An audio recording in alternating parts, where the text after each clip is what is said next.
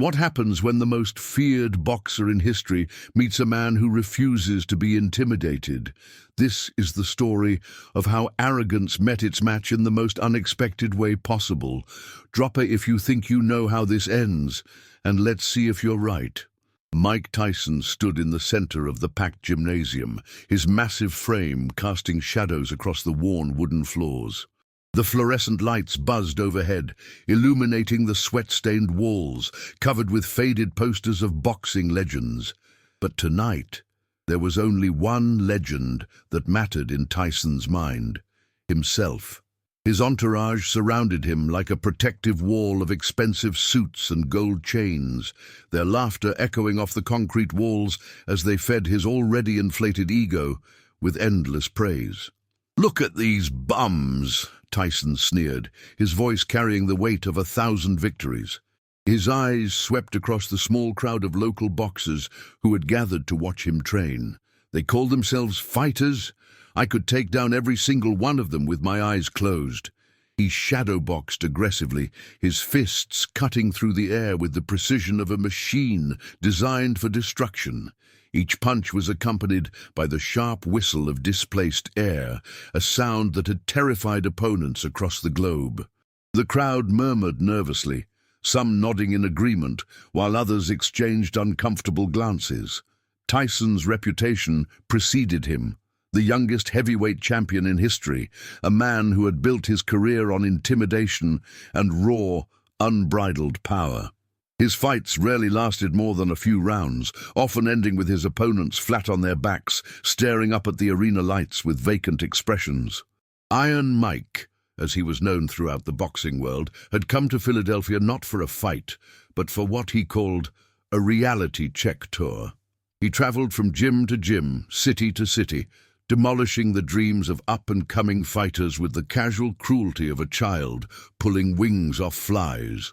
His manager, a slick-talking man named Eddie Torino, had convinced him that these exhibitions would maintain his fear factor during his temporary retirement from professional boxing. But tonight felt different. There was something in the air, a tension that seemed to press down on everyone present like a heavy blanket. The local fighters kept glancing toward the far corner of the gym, where an old, weathered, heavy bag hung from rusty chains. Next to it sat a man that most people would walk past on the street without a second thought. Rocky Balboa sat quietly on a wooden stool, his hands wrapped in white tape that had seen better days. His face bore the scars of countless battles, a crooked nose that had been broken more times than he could count, scar tissue around his eyes that told stories of wars fought in rings across the country, and hands that were gnarled and twisted from years of punishment. But his eyes, those deep brown eyes, held something that Tyson had rarely encountered in his career: complete and utter fearlessness. Rocky wasn't there to challenge anyone. He was simply training, as he did every evening after his job at the meatpacking plant. The 34-year-old fighter from South Philadelphia had never achieved the fame or fortune that many of his contemporaries had enjoyed, but he possessed something far more valuable, an unbreakable spirit forged in the furnaces of adversity and tempered by years of struggle. The contrast between the two men couldn't have been more stark. Tyson, surrounded by his crew, demanded attention with every movement, every word, every breath. His $50,000 watch caught the light as he gestured wildly, telling stories of his latest conquests both inside and outside the ring. His silk shirt, worth more than most people made in a month, was already beginning to show sweat stains from his aggressive shadowboxing routine. Rocky, on the other hand, wore a simple grey sweatshirt with holes in the elbows and boxing shorts that had been patched multiple times. He moved with the quiet confidence of a man who had nothing to prove to anyone but himself. While Tyson's entourage laughed and joked loudly, Rocky worked methodically, his movements precise and purposeful. "You see that old man over there?" Tyson pointed directly at Rocky, his voice booming across the gym. "That's what failure looks like, gentlemen. A has-been who never was, still training like he's got a shot at something." His crew erupted in laughter, the sound sharp and cruel in the confined space. Rocky didn't look up from wrapping his hands. He'd heard worse from better men. Tyson strutted over to where Rocky sat, his footsteps heavy and deliberate. The crowd followed, sensing that something significant was about to happen. The air grew thick with anticipation, that electric feeling that precedes moments that change everything. "Hey, old man," Tyson called out, his voice dripping with condescension. "What's your name? I want to know who I'm looking at when I think about wasted potential." Rocky finished wrapping his left hand before looking up slowly. When his eyes met Tyson's, there was no fear, no submission, no acknowledgement of the supposed hierarchy that Tyson expected. There was simply nothing. It was as if Rocky was looking at just another person, not the most feared fighter on the planet. "Rocky Balboa," he said quietly, his Philadelphia accent thick and unmistakable. Tyson laughed, a sound like breaking glass. "Rocky, like the movies. That's perfect. Another delusional fighter who thinks he's going to be a champion someday." He turned to his crew, playing to his audience. "What are you, 40, 45, still playing dress-up in boxing shorts?" 34, Rocky replied simply, standing up slowly. Even at his full height, he was several inches shorter than Tyson, but somehow he didn't seem smaller. The crowd pressed closer, phones appearing as people sensed they might witness something worth recording.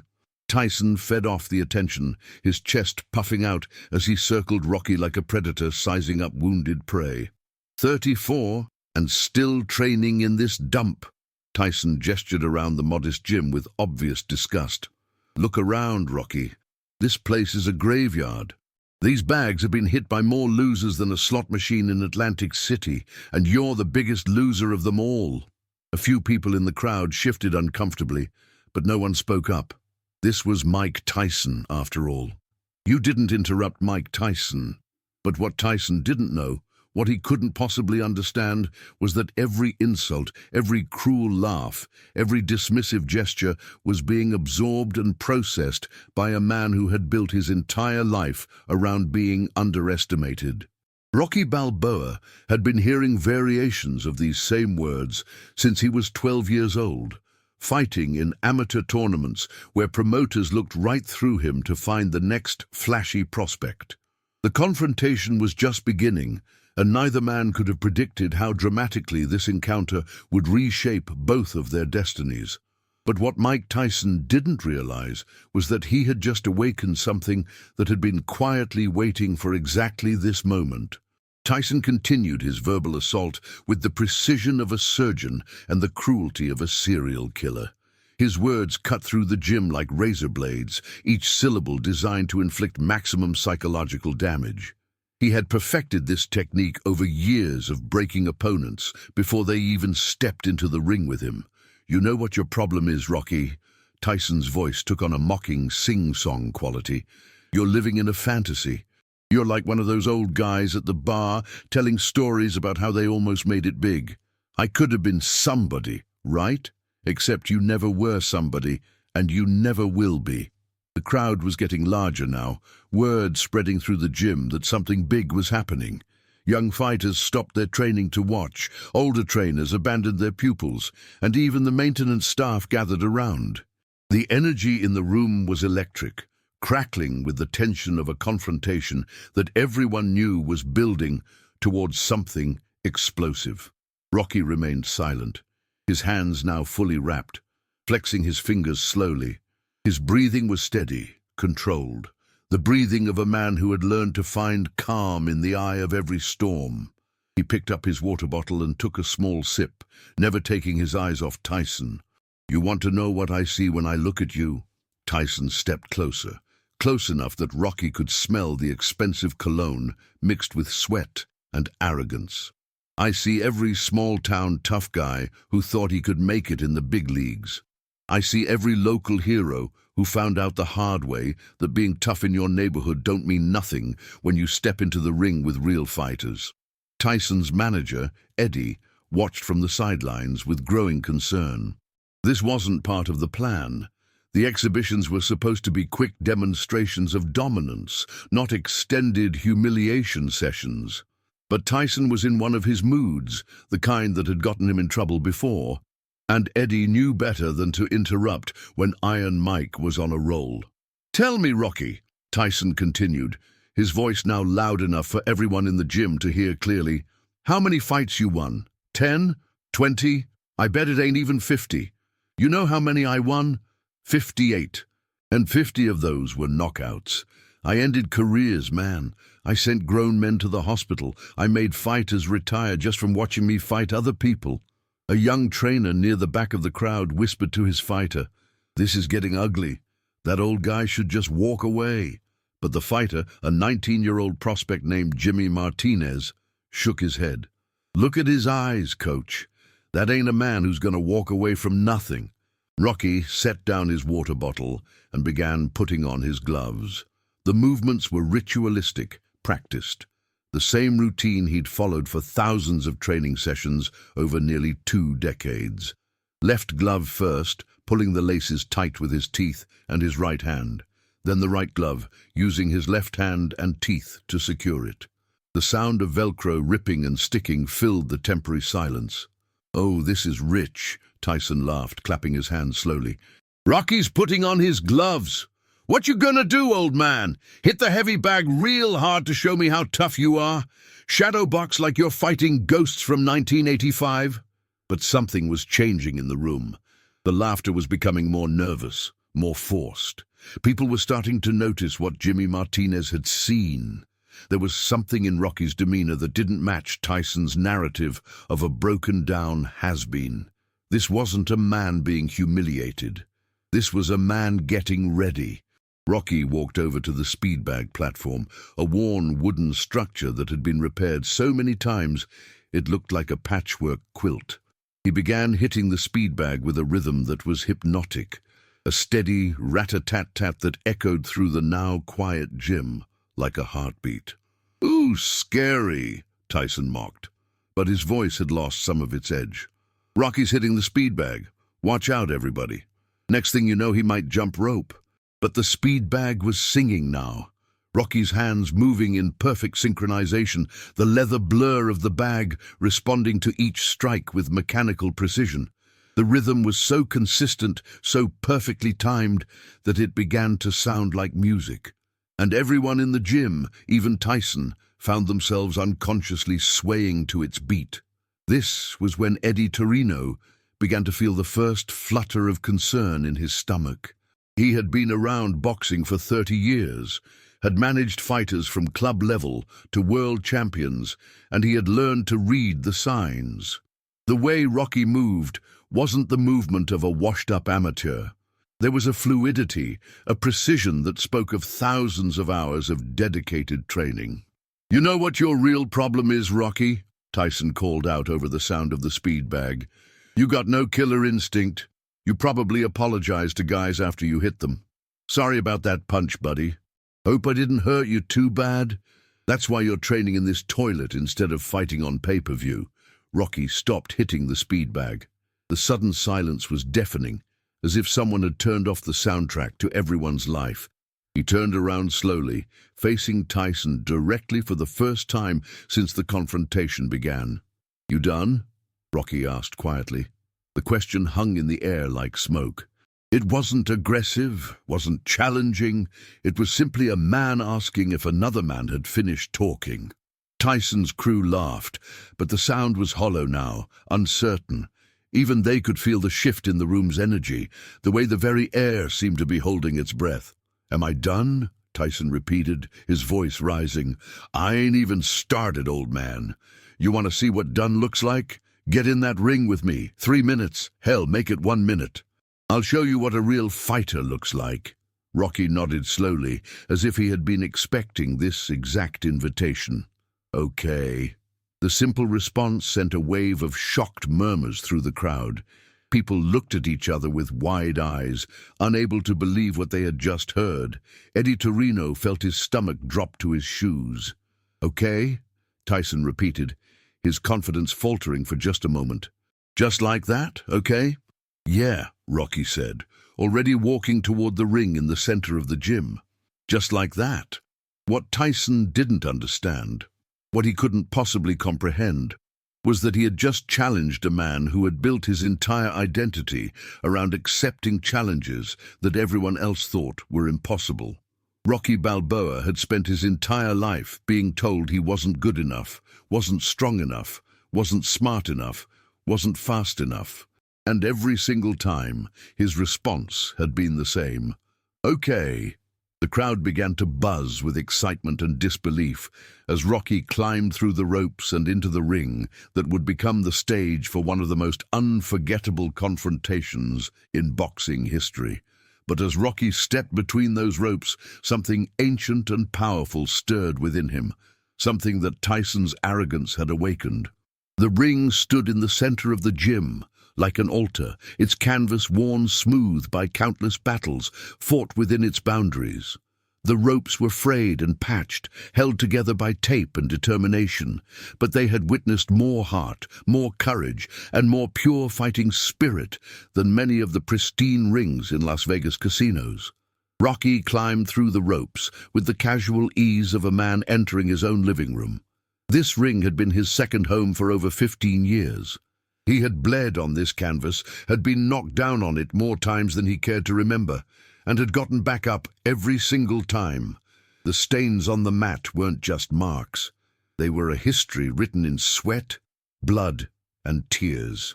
Tyson followed, his entrance far more theatrical. He ducked through the ropes like a gladiator entering the Colosseum, his head moving in that distinctive side-to-side motion that had intimidated opponents across the globe. His silk shorts caught the light as he began his pre-fight ritual.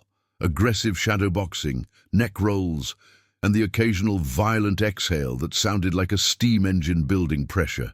The crowd pressed against the ring apron, phones held high, everyone wanting to capture what they assumed would be a 30-second demolition of a local nobody by one of the most feared fighters in boxing history.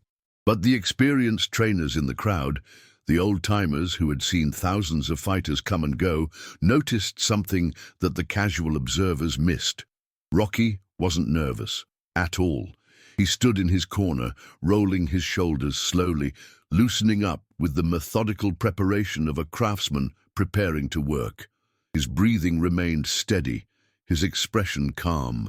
He looked like a man who had been in this exact position before, not against Mike Tyson, perhaps, but against the feeling of being completely outmatched and expected to fail. "Gentlemen," called out Sal Marconi, the gym's owner and a former lightweight contender from the 1960s. "We got ourselves an exhibition here. 3 rounds, standard rules, headgear optional." He looked at both men questioningly. "I don't need headgear to beat this fossil," Tyson sneered, his voice carrying easily over the crowd noise. Rocky just shook his head quietly, indicating he didn't want headgear either. Sal nodded grimly. He had tried to talk Rocky out of this when he saw what was developing, but Rocky had that look in his eyes. The same look he'd had as a young man when he told Sal he was going to be a professional fighter someday. It was the look of a man who had made his peace with whatever was about to happen. "All right then," Sal continued. "Touch gloves and come out fighting."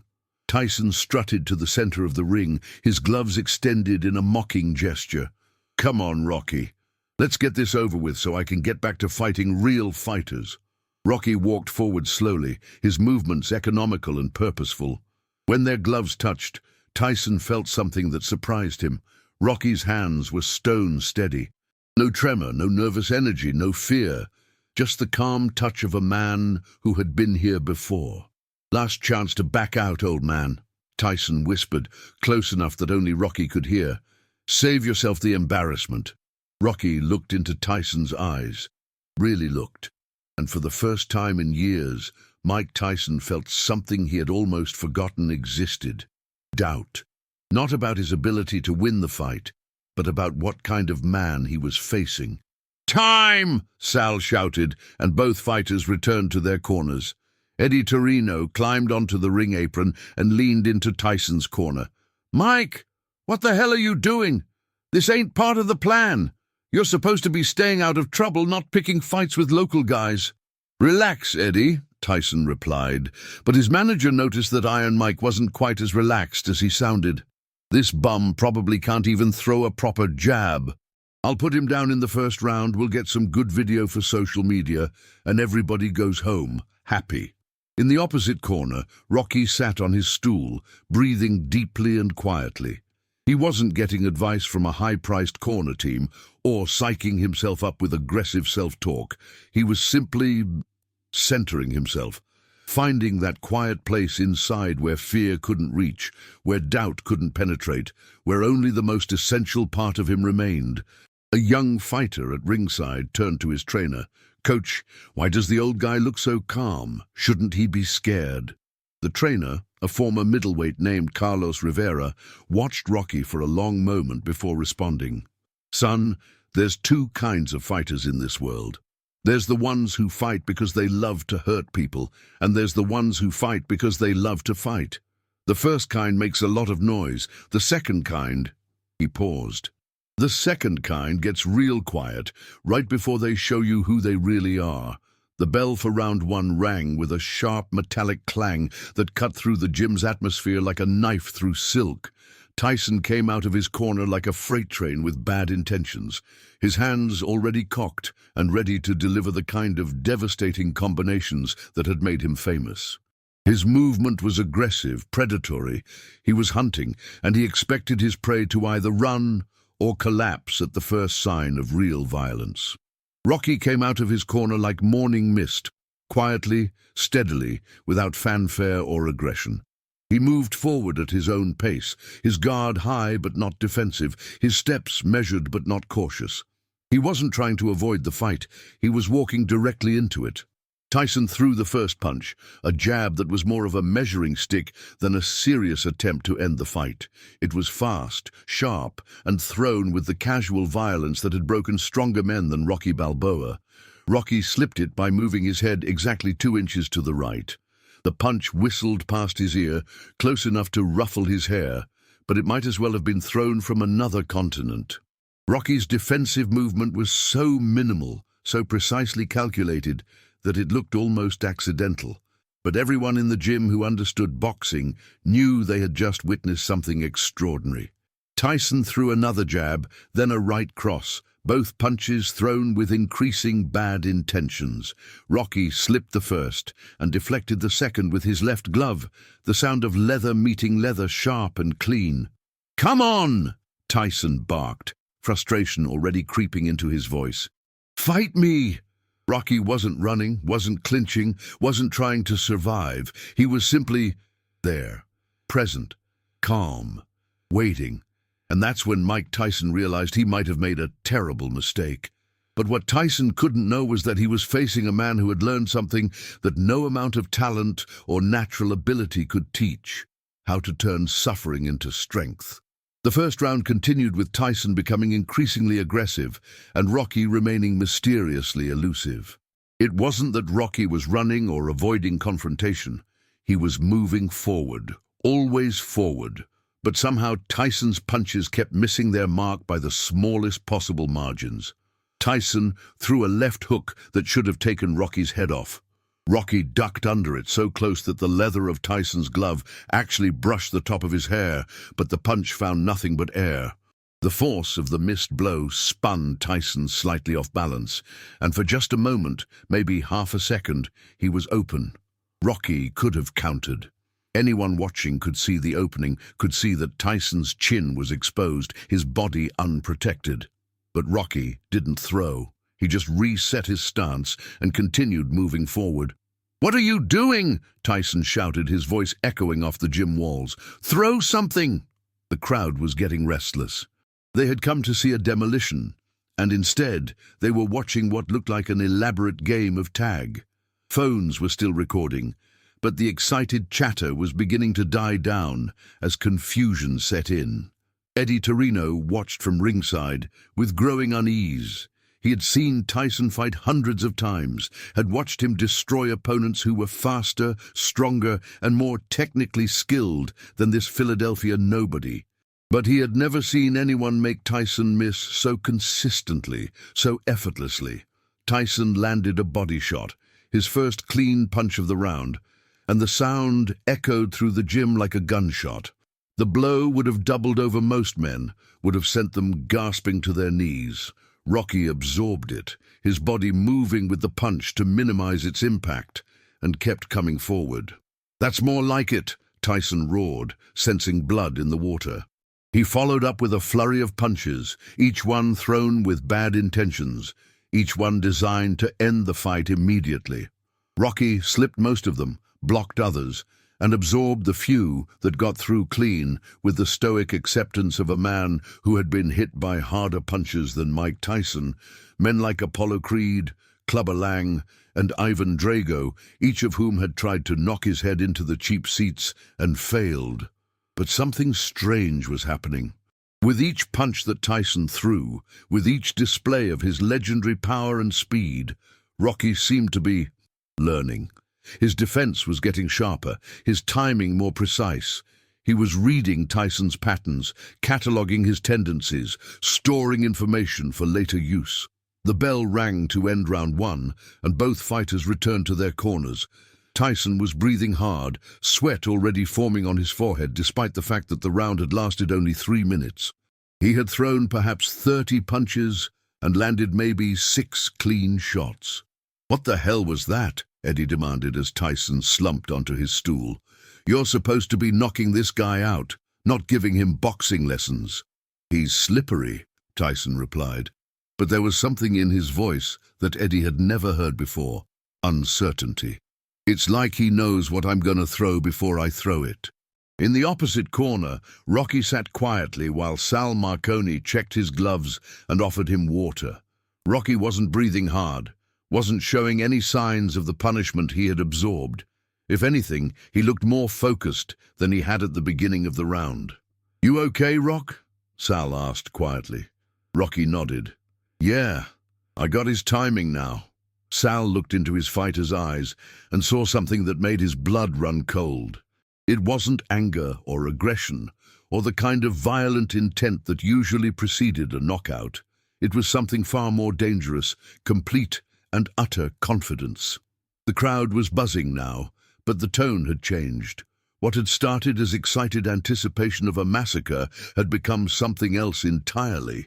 People were beginning to realize that they might be witnessing something historical, not the destruction of Rocky Balboa, but the humbling of Mike Tyson.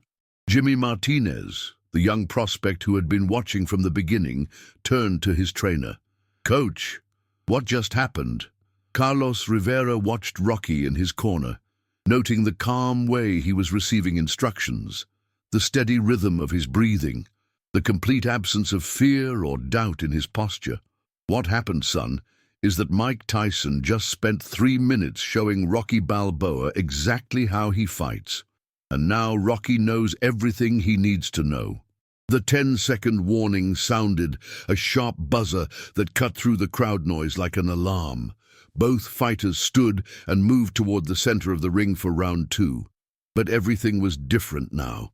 Tyson's swagger was still there, but it was forced, performative. He was still talking, still trying to intimidate, but his voice had lost its casual cruelty and taken on an edge of desperation. Rocky, on the other hand, looked exactly the same as he had at the beginning of the fight, calm, centered, ready. But there was something new in his eyes, something that made Eddie Torino's stomach clench with foreboding. The bell rang for round 2. This time, Rocky didn't wait. He came out of his corner with purpose, moving forward in that distinctive, relentless style that had made him famous in Philadelphia boxing circles. He wasn't faster than Tyson, wasn't stronger, wasn't more athletic, but he was something that Tyson had never learned to be. He was inevitable. Tyson threw the same jab that had opened round 1, the same punch that had missed by 2 inches. This time Rocky didn't slip it. He caught it on his right glove and countered immediately with a left hook that landed flush on Tyson's ribs. The sound was different from anything that had been heard in the gym that night. It wasn't the sharp crack of glove meeting glove or the dull thud of a punch landing on protective gear. It was the deep, hollow sound of power meeting flesh, of a punch thrown with bad intentions and perfect technique. Tyson's eyes went wide. In 15 years of professional boxing, through 58 professional fights and hundreds of sparring sessions, very few men had ever hurt Mike Tyson with a single punch. Rocky Balboa had just joined that exclusive club. "Now, we're fighting," Rocky said quietly, but his voice carried clearly in the suddenly silent gym. Mike Tyson realized with the growing horror of a man watching his own mythology crumble in real time that he was in serious trouble. But what terrified Tyson most wasn't the power of Rocky's punch, it was the look in his eyes when he threw it. The left hook had done more than hurt Tyson physically. It had shattered something psychological, something that he had built his entire career upon. The myth of Mike Tyson's invincibility had been constructed punch by punch, knockout by knockout, over years of destroying men who were afraid of him before they ever stepped into the ring. Rocky Balboa wasn't afraid.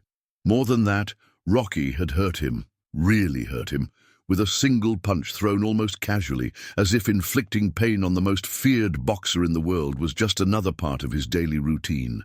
Tyson backed up for the first time in the fight, his hands instinctively moving to protect his ribs where Rocky's hook had landed.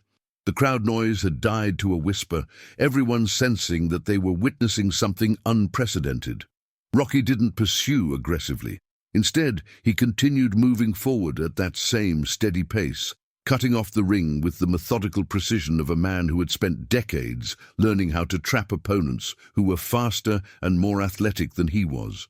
"What's wrong, Mike?" Rocky asked conversationally, as if they were discussing the weather. "You wanted to fight, right?" Tyson threw a desperate right cross, putting everything he had behind it, the kind of punch that had ended careers and put men in the hospital. Rocky saw it coming from a mile away, slipped under it effortlessly, and countered with a right uppercut that caught Tyson flush on the chin. Tyson's head snapped back like he'd been hit with a baseball bat. His legs wobbled for a moment, and for the first time in his professional career, Mike Tyson felt the very real possibility that he might be knocked unconscious. The gym erupted. Phones were everywhere now, everyone trying to capture the moment when the impossible became inevitable. Trainers were shouting instructions that nobody could hear over the crowd noise. Young fighters were standing on benches to get a better view of boxing history being made. But Rocky remained calm, almost serene. He had been here before. Not against Mike Tyson specifically, but in this moment of truth where everything balanced on a knife's edge, where one punch could change everything. Tyson, desperate now, charged forward with a combination that had destroyed countless opponents. Left hook to the body, right uppercut to the head, left hook to the head. It was a sequence he could throw in his sleep, a trio of punches that had ended more fights than any other combination in his arsenal. Rocky slipped the first hook, blocked the uppercut, and walked straight into the second hook. But he rolled with it, absorbing its power and using Tyson's momentum against him. Before Tyson could reset, Rocky was inside his guard, working the body with short, devastating punches that sounded like someone chopping wood. Left hook to the liver, right uppercut to the solar plexus, left hook to the ribs, right cross to the floating ribs. Each punch was thrown with the accumulated knowledge of 20 years of professional boxing, each one designed not just to hurt, but to systematically break down an opponent's will to continue fighting. Tyson tried to tie Rocky up, to clinch and buy himself some recovery time, but Rocky had spent his career fighting men who were stronger than he was. He knew how to work inside, how to continue punching even when an opponent was trying to hold him. Eddie Torino was screaming from the corner now, his voice barely audible over the crowd noise. "Move! Move! Don't let him inside!" But it was too late. Rocky had found his rhythm, and once Rocky Balboa found his rhythm, stopping him was like trying to stop a freight train with a paper bag. The body shots were taking their toll. Tyson's breathing was becoming labored, his movements less precise. The punches that had seemed so fast and devastating in round one were now telegraphed, predictable. Rocky was no longer reacting to what Tyson was doing. He was anticipating it, staying one step ahead of every combination. With 30 seconds left in round 2, Rocky decided it was time to end this. He feinted a left hook to the body, causing Tyson to drop his right hand to block. Instead of following through with the hook, Rocky brought his left hand straight up in a picture-perfect uppercut that caught Tyson directly under the chin. The punch landed with the sound of a sledgehammer hitting concrete. Tyson's eyes rolled back in his head, his knees buckled, his hands dropped to his sides as he staggered backward, completely defenseless, held upright only by muscle memory and pride. Rocky could have finished him right there. One more punch, almost any punch, would have sent Mike Tyson crashing to the canvas in front of a gym full of witnesses and rolling cameras. It would have been the knockout heard round the world. The moment when a Philadelphia nobody destroyed the most feared fighter in boxing. Instead, Rocky stepped back and dropped his hands. The bell rang to end round 2, and Tyson somehow managed to stumble back to his corner, saved by the sound of a timekeeper's bell and the mercy of a man who had every right to show him none. The gym was in chaos. People were shouting, phones were flashing, and everyone was trying to process what they had just witnessed. Mike Tyson, Iron Mike, the baddest man on the planet, had been moments away from being knocked unconscious by a local fighter that most people had never heard of. In his corner, Tyson slumped on his stool, his eyes glassy and unfocused. Eddie Torino was frantically trying to get his attention, checking his pupils, making sure he was still capable of continuing. Mike, can you hear me? How many fingers am I holding up?" Tyson blinked slowly, trying to clear his head. What happened?" "You got tagged, that's what happened," Eddie replied grimly. "And if that bell hadn't rung when it did, you'd be taking a nap on the canvas right now." In the opposite corner, Rocky sat quietly while Sal Marconi worked on his gloves. Rocky wasn't celebrating, wasn't showboating, wasn't acknowledging the crowd's growing excitement. He looked exactly like a man who was doing his job, methodically, professionally, without emotion. "One more round, Rock," Sal said quietly. "You got him hurt. Finish it." Rocky nodded slowly, but his expression remained unchanged. He had learned long ago not to celebrate until the fight was completely over. He had seen too many fights turn around in an instant, too many sure things become disasters. But he knew something that everyone else in the gym was just beginning to understand. Mike Tyson's aura of invincibility was gone forever. The myth had been shattered, and there was no putting it back together. And as the 10-second warning sounded for round 3, everyone in that gym knew they were about to witness the final act of one of the most shocking upsets in boxing history. The silence before round 3 was deafening. Even the crowd, which had been roaring moments earlier, seemed to sense that they were about to witness something that would be talked about for decades. Phones were held steady, recording what everyone knew would be the conclusion of an impossible story. Tyson stood in his corner, his legs still unsteady, his eyes trying to focus on something that kept shifting just out of his vision. Eddie Torino was talking to him rapidly, trying to give him instructions, but the words seemed to be coming from very far away. "Listen to me, Mike," Eddie was saying urgently. "You got to box him now. No more brawling. Use your jab, keep him away, survive the round. We can figure this out later." But Tyson wasn't listening. His pride, the same pride that had carried him to the heavyweight championship of the world, wouldn't allow him to admit that he was being outfought by a man he had dismissed as a local nobody just minutes earlier. The humiliation was worse than the physical punishment. "I'm gonna kill him," Tyson mumbled, his words slightly slurred. "I'm gonna knock his head off." Eddie grabbed Tyson's face, forcing him to make eye contact. "Mike, you're hurt. You need to be smart here. This ain't about proving anything anymore. This is about surviving." Across the ring, Rocky was receiving very different instructions. "He's gonna come out desperate," Sal warned quietly. "Hurt fighters are dangerous fighters.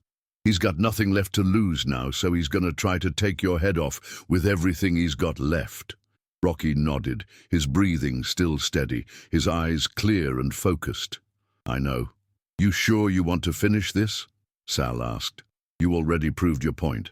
Nobody's gonna question what you did in there tonight. Rocky looked at his trainer, his friend, his cornerman for over 15 years. Sal, he came into our gym.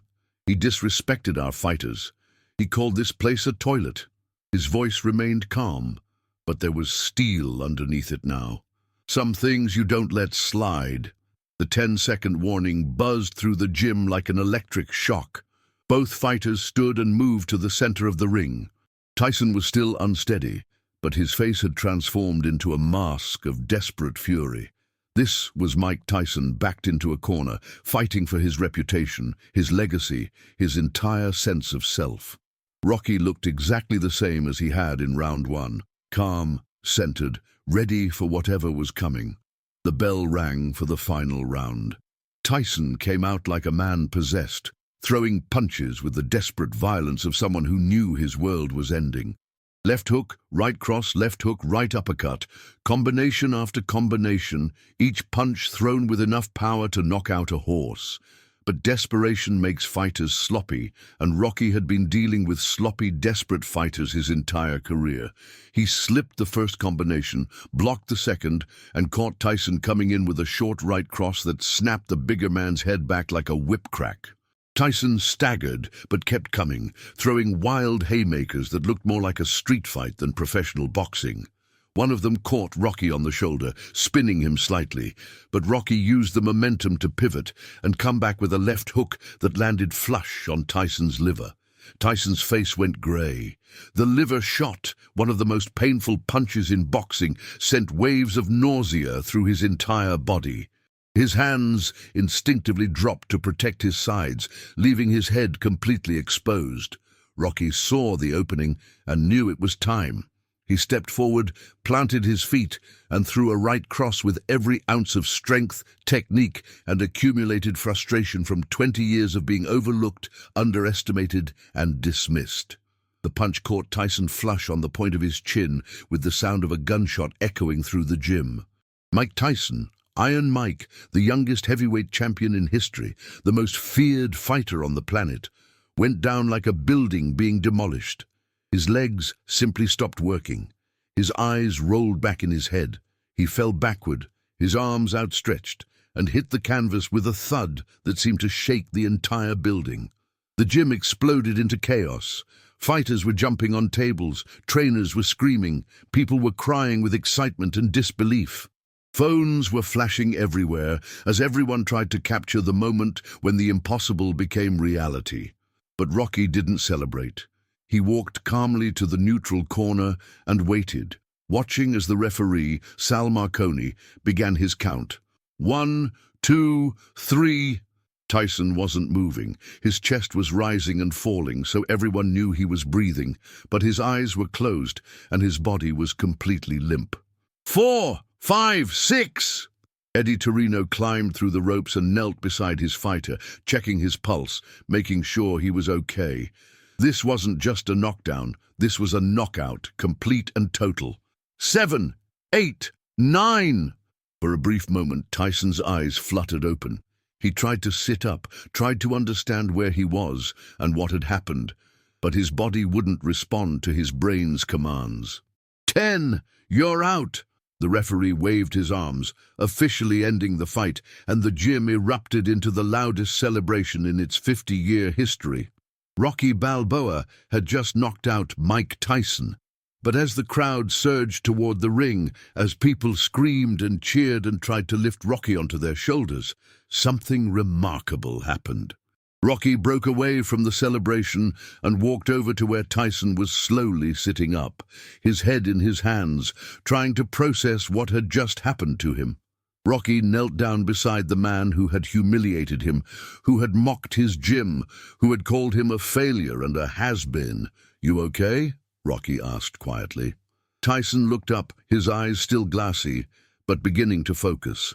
He stared at Rocky for a long moment, and in that stare, everyone in the gym could see the exact moment when Mike Tyson truly understood what had just happened to him.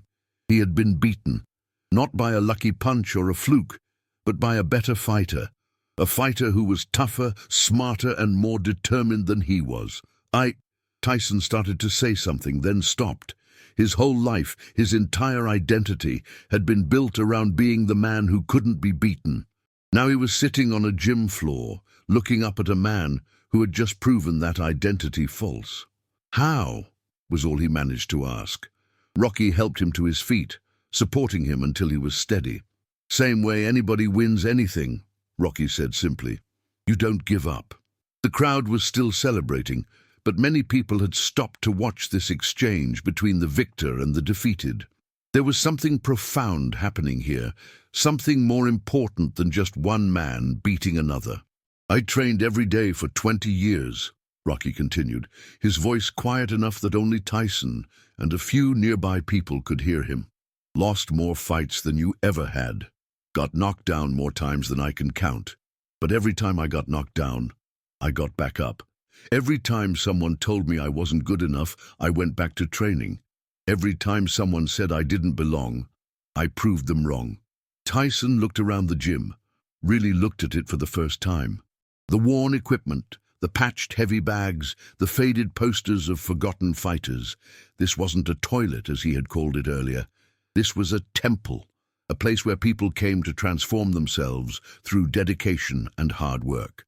"This gym," Rocky said, following Tyson's gaze, "this gym don't make champions, but it makes fighters, real fighters. People who understand that being tough ain't about how hard you can hit. It's about how hard you can get hit and keep moving forward." Mike Tyson, for the first time in his adult life, had nothing to say, but what happened next would prove that sometimes the most important victories aren't won with fists, they're won with heart. The celebration continued around them, but in the small circle where Rocky and Tyson stood, everything was quiet. Eddie Torino approached cautiously, unsure of what he was walking into. He had managed fighters for 3 decades and had seen every possible reaction to defeat: anger, denial, excuses, blame. But he had never seen anything quite like this. Tyson was staring at Rocky with something that looked almost like wonder, as if he were seeing him clearly for the first time. 20 years, Tyson asked quietly. 22, actually, Rocky replied. "Started when I was 12. My dad used to say I was too small, too slow, too dumb to ever amount to anything.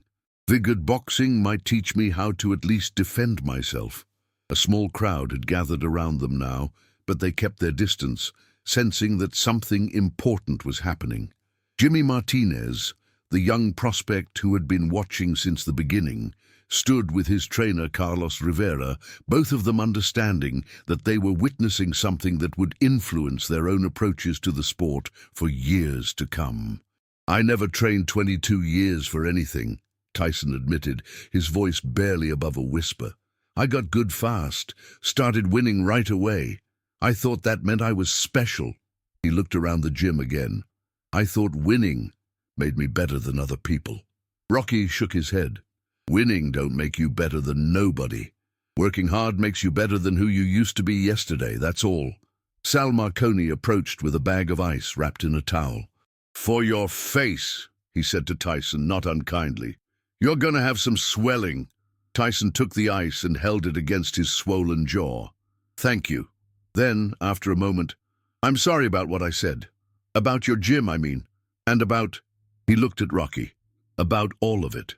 The apology hung in the air like incense, unexpected and profound. Here was Mike Tyson, a man who had built his career on intimidation and arrogance, genuinely apologizing to people he had dismissed and insulted less than an hour earlier. "We all say stupid things when we're trying to make ourselves feel bigger," Rocky replied. "The important thing is learning from it." Eddie Torino stepped forward, still looking shell-shocked. "Mike, we should probably get going, get you checked out by a doctor, figure out our next move." But Tyson shook his head. "Eddie, can you give me a minute?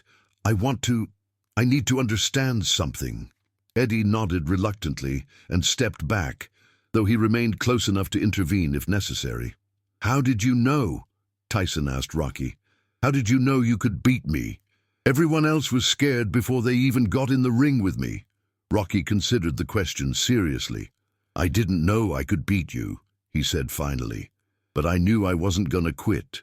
And I figured that if I didn't quit and I kept getting better, eventually something good might happen. That's it? You didn't have some master plan, some secret technique? Rocky smiled, the first genuine smile anyone had seen from him all evening. Mike, I got knocked out by a guy named Spider Rico in my third professional fight. Spider Rico couldn't punch his way out of a paper bag, but he caught me with a lucky shot and put me down for 10 minutes. You know what I learned from that? Tyson shook his head. I learned that anybody can be beat on any given day. Don't matter how good you are, how strong you are, how much money you got, or how many people are afraid of you. What matters is what you do after you get knocked down. The words settled over the crowd like a benediction. Young fighters nodded in understanding. Old trainers smiled with recognition. Even the people who were just there to watch a spectacle found themselves thinking about their own lives, their own challenges, their own knockdowns. I got knocked down tonight, Tyson said quietly. Yeah, you did, Rocky agreed. Question is, what you gonna do about it? Tyson looked around the gym one more time, taking in the worn equipment, the dedicated fighters still training despite the commotion, the atmosphere of hard work and mutual respect that permeated everything. Can I ask you something? Tyson said. Sure. Would you mind if I came back sometime, not to fight, just to train, to learn? The request shocked everyone within earshot. Mike Tyson asking permission to train in a small Philadelphia gym like some kind of rookie looking for a place to learn the fundamentals. Rocky looked at Sal, who nodded slowly. Gyms open to anybody who wants to work hard and treat people with respect, Sal said. You think you can do that? I'd like to try, Tyson replied, and the humility in his voice was so genuine that several people in the crowd felt tears in their eyes.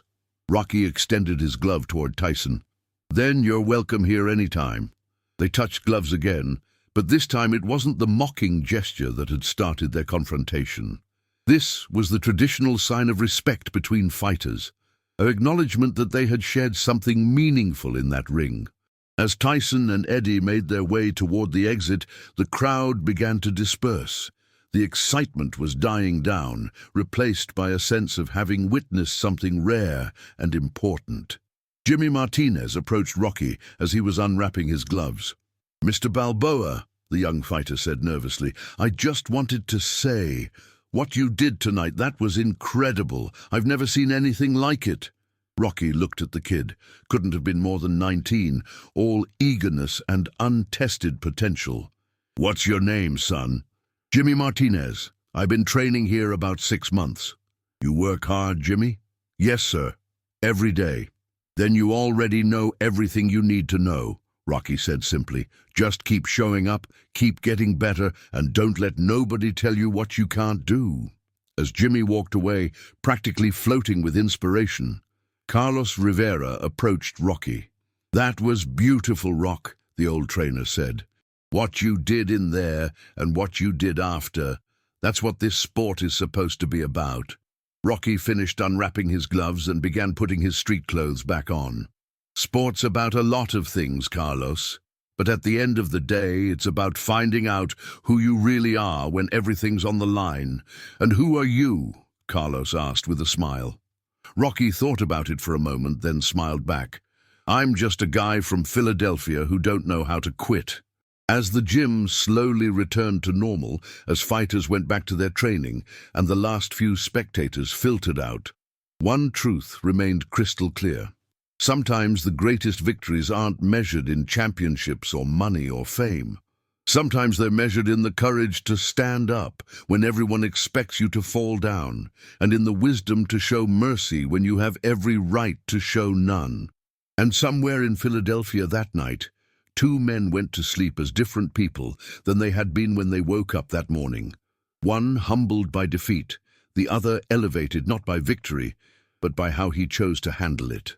3 weeks later, on a cold Tuesday morning, Mike Tyson walked through the front door of Marconi's boxing gym, carrying a simple black gym bag and wearing clothes that no one would have recognized him in. Plain grey sweatshirt, black shorts, and old boxing shoes that had seen better days. The gym was nearly empty at 6 a.m., just a few dedicated fighters getting in their morning work before heading to their day jobs. No cameras, no entourage, no fanfare. Just the sound of gloves hitting heavy bags and the squeak of shoes on the wooden floor. Sal Marconi looked up from the front desk where he was reviewing the gym's schedule for the day. He had been half expecting this moment ever since that night 3 weeks ago, but seeing Tyson standing there in humble workout gear was still a shock. "You sure about this?"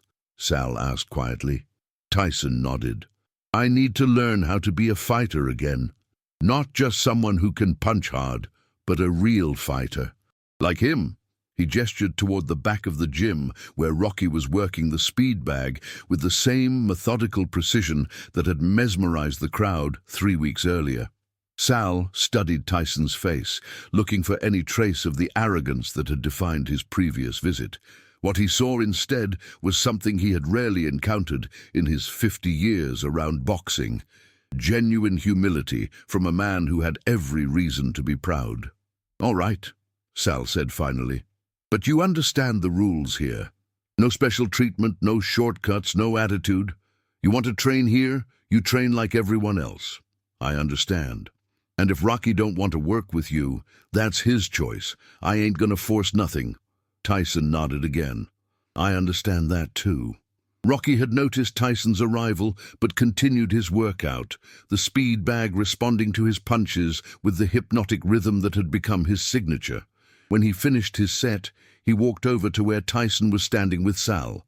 "Didn't expect to see you again," Rocky said, not unfriendly but cautious. "I meant what I said that night," Tyson replied. "I want to learn. I want to understand what I've been missing all these years." Rocky looked at him for a long moment, the same penetrating stare that had unnerved Tyson before their fight. But this time, Tyson didn't look away. "You sure? This ain't gonna be like what you're used to. We don't have fancy equipment. We don't have nutritionists and massage therapists. We just got hard work and honest feedback." "That's what I need," Tyson said simply. Rocky glanced at Sal, who shrugged as if to say, "It's your call." "All right," Rocky said finally, "but we start at the beginning. Basic footwork, basic combinations, basic defense. You don't get to skip steps just because you used to be champion." "I don't want to skip steps," Tyson replied. "I want to learn them right this time." And so began one of the most unusual training partnerships in boxing history. Over the following months, Mike Tyson learned what it meant to be a student again. He learned footwork drills that he thought he had mastered decades ago, only to discover that he had been doing them wrong the entire time. He learned defensive techniques that Rocky had perfected through years of fighting men who hit harder than he did. Most importantly, he learned patience. "Power ain't nothing without control," Rocky explained during one of their sessions. "And control ain't nothing without wisdom. You spent your whole career trying to end fights in the first round, but sometimes the best way to win a fight is to let it go 15 rounds and prove that you got more heart than the other guy." Tyson absorbed every lesson, like a man dying of thirst absorbing water. He discovered muscles he had never properly developed, techniques he had never bothered to master, aspects of boxing that his natural talent and early success had allowed him to ignore. But the most important thing he learned wasn't about boxing at all. He learned what it meant to be part of a community. In Marconi's gym, there were no stars, no special treatment, no hierarchy based on fame or accomplishments. There were just fighters helping fighters get better. Young prospects worked alongside aging veterans. Undefeated amateurs shared training tips with former contenders who had seen their best days decades ago. Jimmy Martinez, the young fighter who had watched Tyson's humbling with wide eyes, became one of his most frequent training partners. The kid had no fear of the former heavyweight champion, treating him simply as another fighter trying to improve. "Mr. Tyson," Jimmy said during one sparring session, "you're dropping your right hand when you throw the jab." 6 months earlier, no one would have dared to correct Mike Tyson's technique. Now he listened carefully and adjusted his form. "Better," he asked. Much better, Jimmy replied with a grin. Rocky watched these interactions with quiet satisfaction. This was what he had hoped would happen, not just that Tyson would become a better fighter, but that he would become a better man. The transformation wasn't instant or dramatic. There were days when Tyson's old arrogance surfaced, when he grew frustrated with his progress or impatient with the deliberate pace of proper learning. But each time, Rocky was there to guide him back to the path of humility and hard work. "You know what your biggest problem was?" Rocky said to him one afternoon as they were wrapping up a particularly grueling training session. "Tell me," Tyson replied, genuinely curious. "You thought being gifted was the same thing as being great. You thought because you could knock people out easy, that made you complete as a fighter. But gifts run out. Technique lasts forever." Now Tyson nodded, understanding dawning in his eyes, and heart lasts even longer than that. "Now you're getting it," Rocky smiled. 6 months after his first humbling defeat, Mike Tyson had become everything that his younger self had never been. Humble, teachable, and genuinely respectful of the sport that had made him famous. But the real test of his transformation was yet to come. And when that test arrived, it would prove whether Mike Tyson had truly learned the most important lesson of all. That true strength comes not from the ability to knock others down, but from the courage to lift them up. The call came on a Thursday morning while Rocky was at his day job at the meatpacking plant. Sal Marconi's voice was tight with concern when he reached Rocky on his lunch break. "Rock, we got a problem. You remember that kid, Tommy Gunn? The one who used to train here before he went professional?" Rocky remembered. Tommy Gunn had been a promising young heavyweight with talent and ambition, but also with the kind of reckless pride that often led fighters down dark paths. He had left Marconi's gym 2 years earlier to pursue bigger opportunities, claiming that training in Philadelphia was holding him back. "What about him?" Rocky asked. "He's back in town, and he's been running his mouth about you. Says what happened with Tyson was a fluke, that you got lucky and that he could beat both of you on the same night." Rocky sighed. He had hoped that his victory over Tyson would settle questions about his abilities, but apparently there would always be someone looking to make a name for themselves by challenging him. "Where's he training?" Rocky asked. "That's the thing. He ain't training nowhere. He's been hitting the bars, telling anyone who'll listen that he's gonna come to our gym and clean house. Word is, he's planning to show up tomorrow night when we're busiest, make a big scene in front of everybody." Rocky was quiet for a moment. He had dealt with troublemakers before, but Tommy Gunn was different. He was skilled enough to be dangerous and foolish enough to believe his own hype. "All right," Rocky said finally. "If he shows up, he shows up. We'll handle it.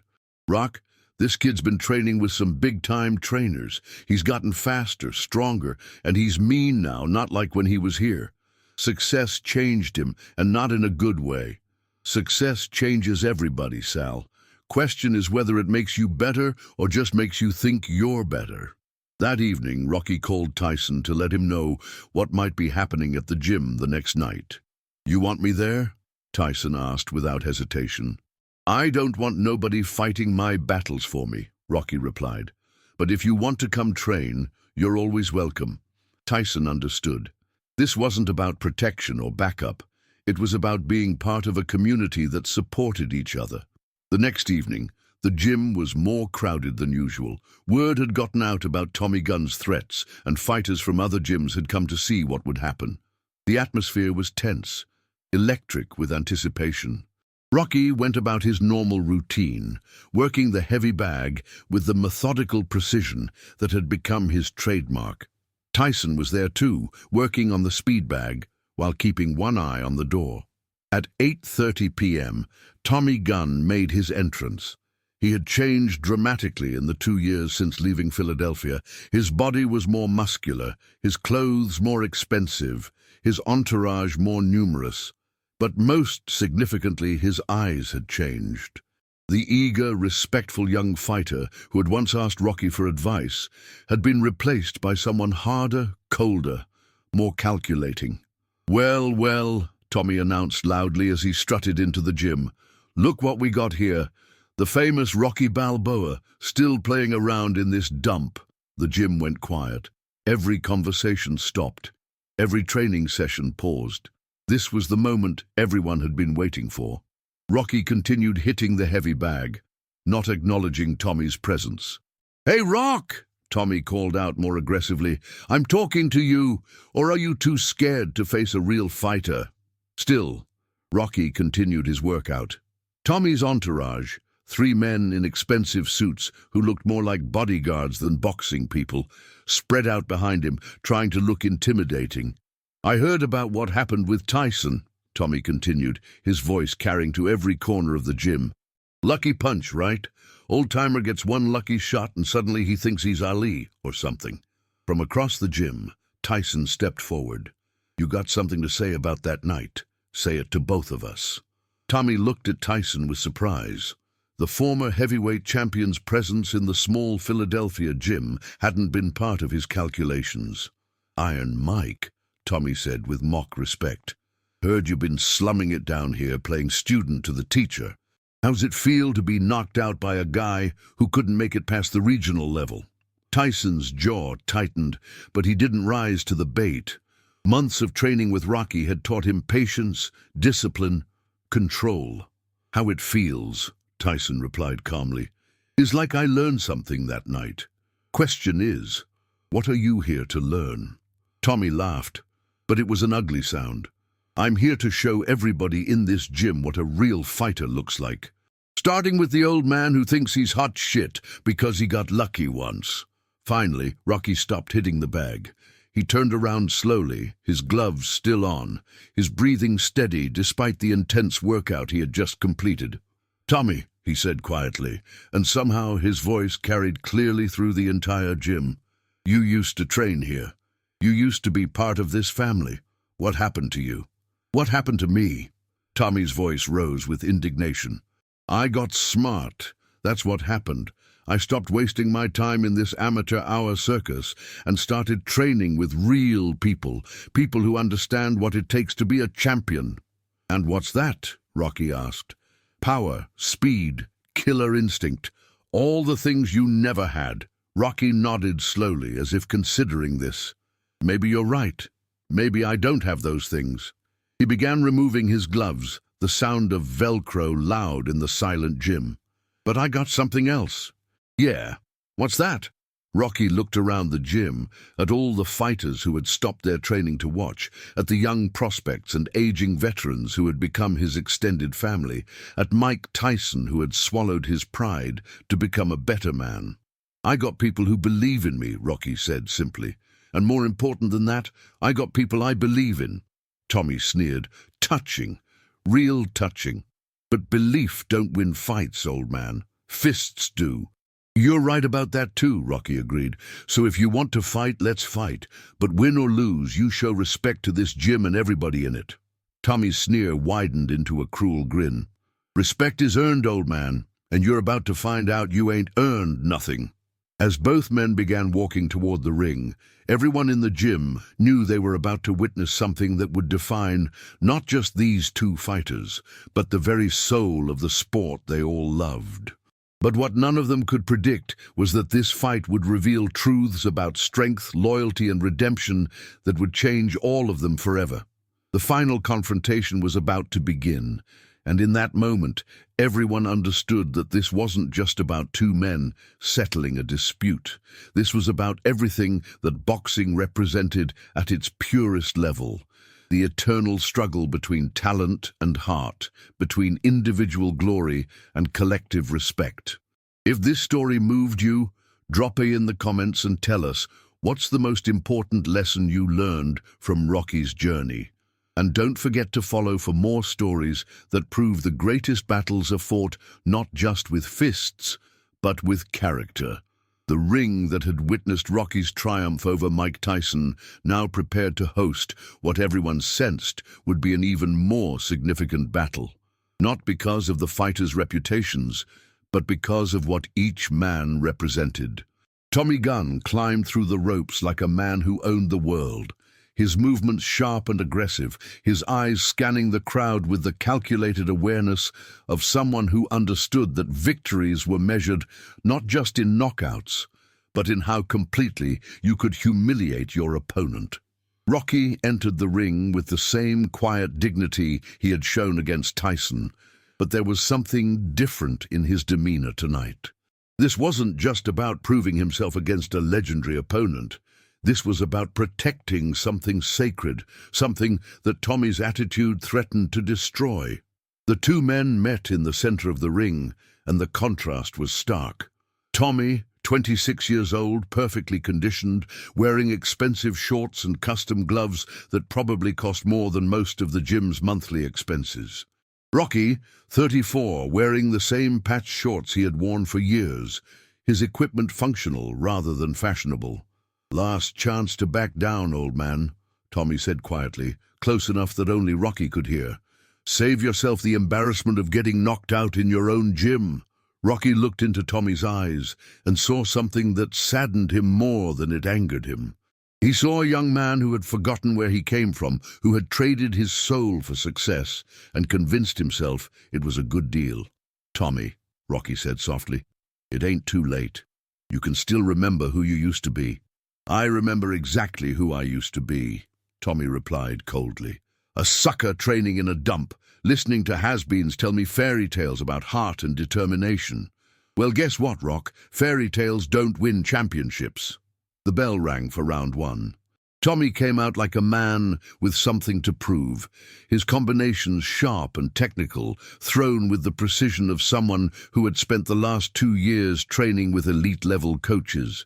His jab snapped Rocky's head back, his right cross caught Rocky flush on the jaw, and his footwork kept him just out of range of Rocky's counterpunches. For the first time since his fight with Tyson, Rocky looked outmatched. Tommy was faster, stronger, more technically sound. His punches were thrown with perfect form, his defense was textbook, and his ring generalship was that of a fighter who had been groomed for greatness by people who understood the science of winning.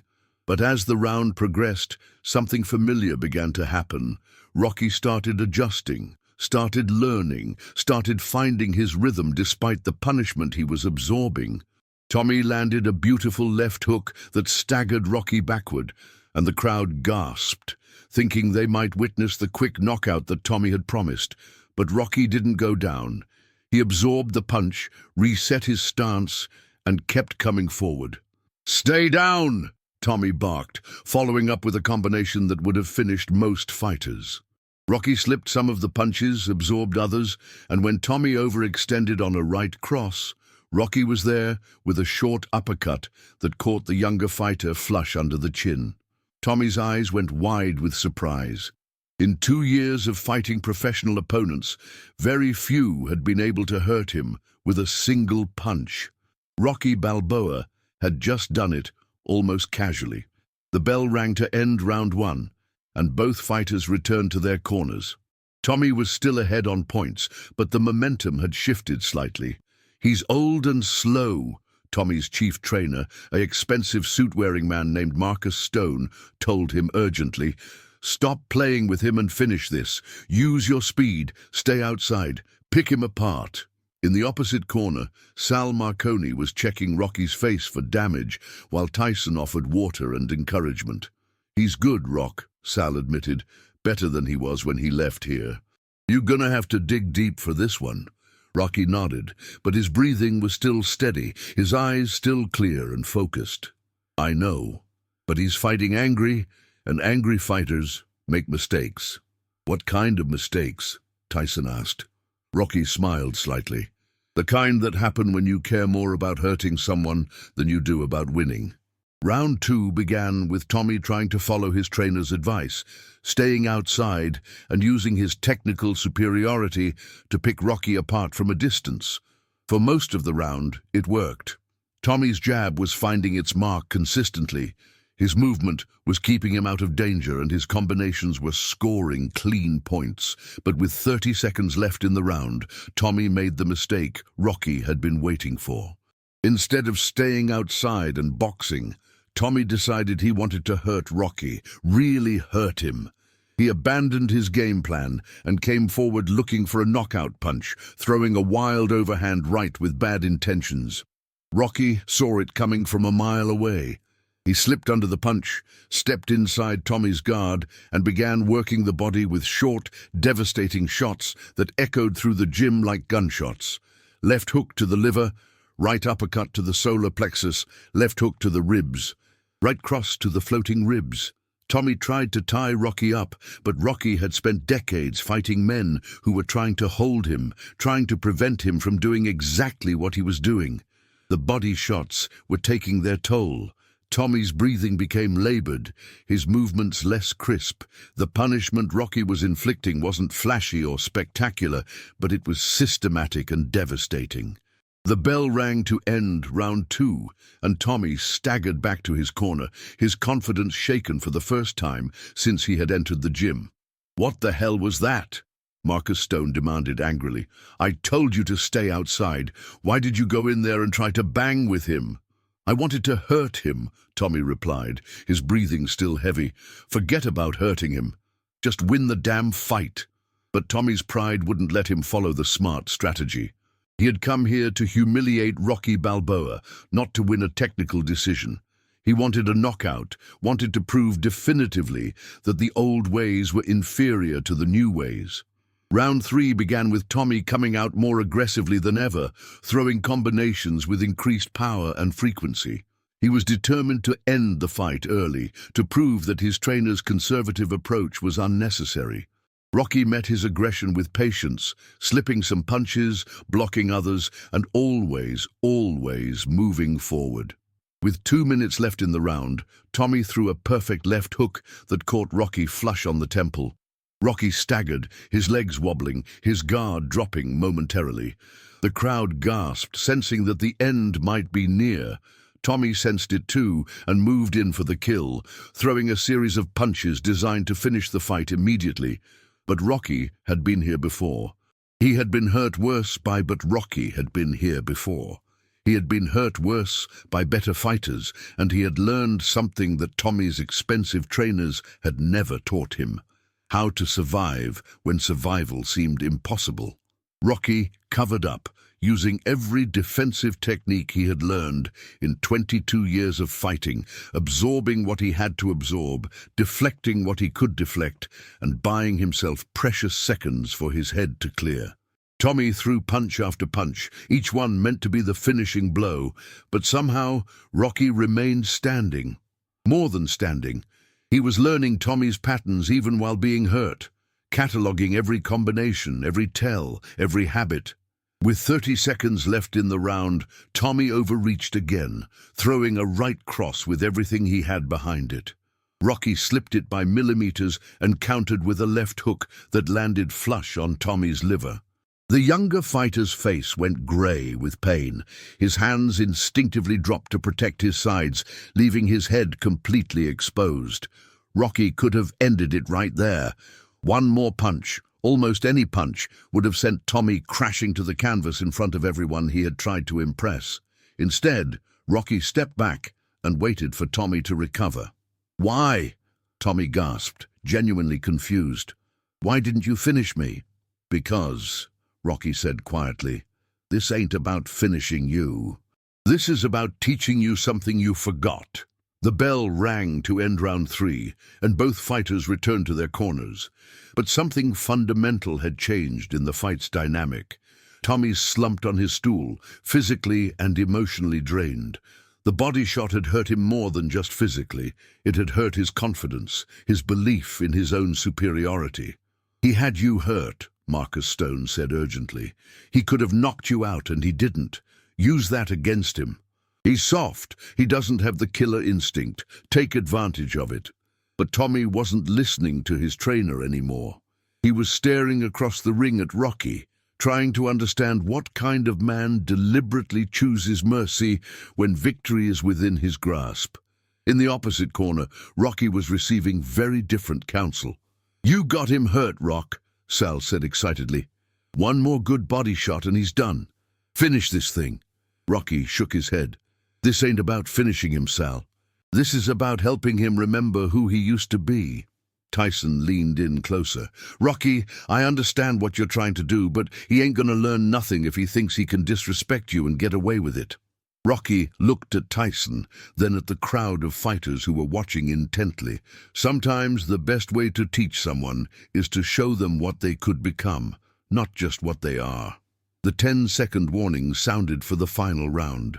Both fighters stood and moved to the center of the ring, but everything was different now. Tommy's earlier arrogance had been replaced by confusion and doubt. Rocky looked exactly the same as he had in round one. Calm, centered, ready. The bell rang for round 4, the final round. Tommy came out cautiously, unsure of his strategy, unsure of his opponent, unsure of himself. He threw a tentative jab, then another, looking for an opening that didn't seem to exist. Rocky began to apply pressure, moving forward with that relentless, inevitable style that had made him famous throughout Philadelphia.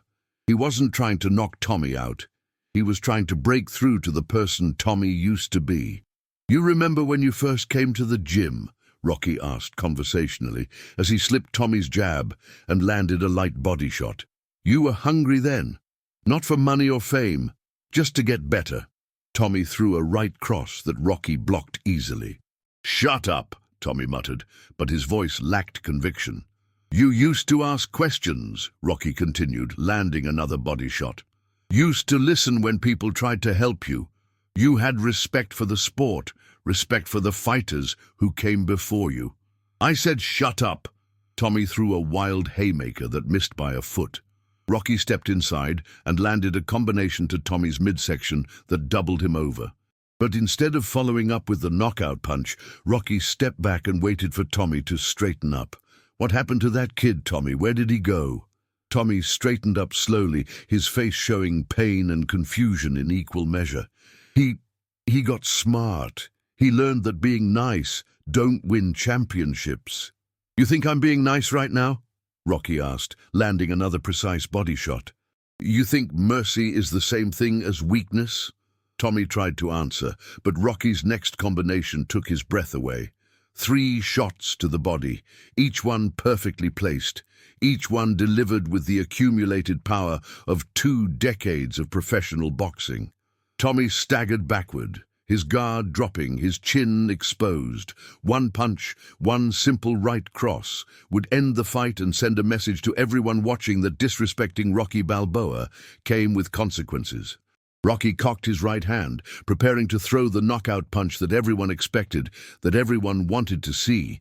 But instead, he extended his glove toward Tommy in the traditional gesture of respect between fighters. Touch gloves, Tommy. End this the right way. The gesture stunned everyone in the gym. Here was Rocky Balboa, on the verge of a decisive victory, offering his opponent a chance to end the fight with dignity intact. Tommy stared at the extended glove, tears forming in his eyes as he remembered who he used to be. Remembered the kid who had come to this gym with nothing but dreams and a willingness to work hard for them. Slowly, Tommy raised his glove and touched it to Rocky's. I'm sorry, Rock, he whispered, his voice barely audible over the crowd noise. I forgot who I was. No, you didn't, Rocky replied softly. You just got lost for a while. But lost ain't the same thing as gone forever. The crowd began to understand what they were witnessing. This wasn't just a fight. This was redemption, forgiveness, and the power of choosing humanity over victory. Tommy looked around the gym, seeing it clearly for the first time since he had returned. These weren't losers training in a dump. These were fighters helping each other become the best versions of themselves. Can I come back? Tommy asked quietly. Can I train here again? Rocky smiled, the first genuine smile he had shown since the confrontation began.